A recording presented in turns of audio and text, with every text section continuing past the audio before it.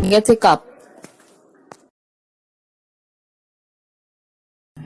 त्यासाठी लागणारं साहित्य: एक मोठं वांग घेतलंय, त्याचे मी असे मीडियम आकाराचे काप केलेत.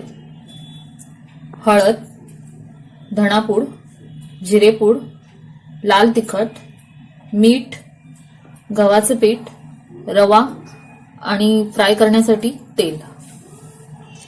आता आपण कृतीकडे वळूया. अर्धा टीस्पून हळद घ्यायची आहे, अर्धा टीस्पून धणेपूड घ्यायची आहे,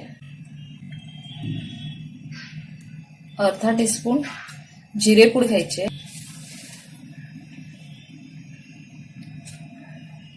2 ते 3 चमचे लाल तिखट घ्यायचे. हे तुमच्या चवीप्रमाणे घेऊ शकता. आता आपण हे सर्व मिक्स करून घेऊया.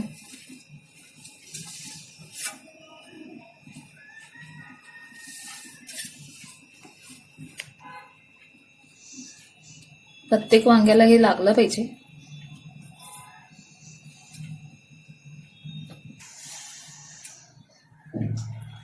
आता हे मसाले सर्व वांग्यांच्या कापांना लावून झाले. याच्यावर आपण थोडं चवीपुरतं मीठ घालणार आहोत.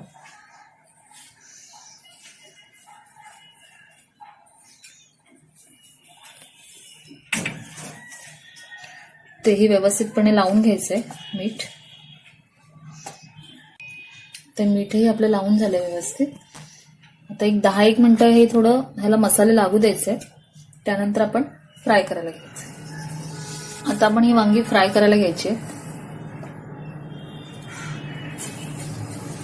अगोदर रवा आणि गव्हाचं पीठ हे मिक्स करून घ्यायचे.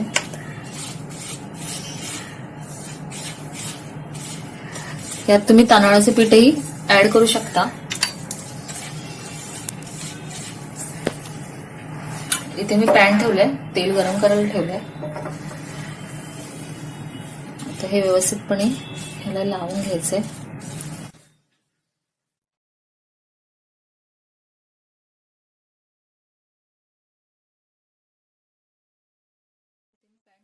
तेलही गरम झालंय.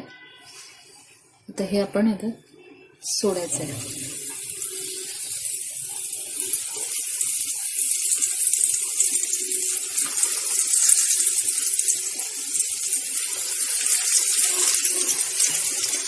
मध्यम आचेवरती हे फ्राय करायचे.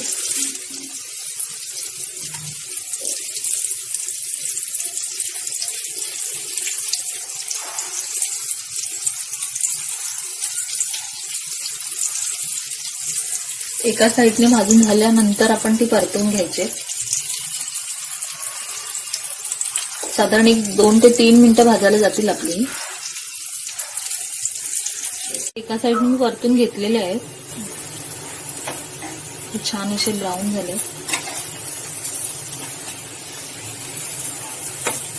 गॅस बारीक करायचा.